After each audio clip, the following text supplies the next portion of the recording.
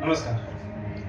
આજના દિવસે સમગ્ર ભારતવાસીઓ 26મી જાન્યુઆરી પ્રજાસત્તાક દિવસની ઉજવણી કરી રહ્યા છે, ત્યારે સર્વે ભારતવાસીઓને મારા તરફથી હાર્દિક શુભકામનાઓ. આજના દિવસે ખાસ કરીને જ્યારે વર્ષ 1949 26 નવેમ્બરના રોજે જ્યારે ભારતની સરકારે જ્યારે આ બંધારણનો સ્વીકાર કર્યો હતો, ત્યારબાદ વર્ષ 1950 26મી જાન્યુઆરીના રોજે સમગ્ર ભારતમાં એનું અમલીકરણ કરવામાં આવ્યું. ત્યારથી આ દેશ પ્રજાસત્તાક દિવસની ઉજવણી કરતો જોવા મળે છે. એમાં સમગ્ર ભારતવાસીઓ હર્ષ ઉલ્લાસથી ઉજવે છે.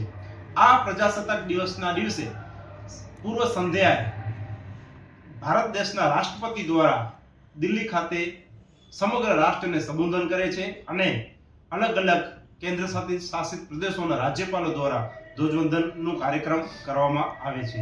ત્યારે એક સાર્વભૌમત્વની વ્યાખ્યા ધરાવનાર આ સર્વ ભારતના તમામ લોકોને મારા એડવોકેટ રમણીક ગરવાના પ્રજાસત્તાક દિવસની ખૂબ ખૂબ શુભકામનાઓ.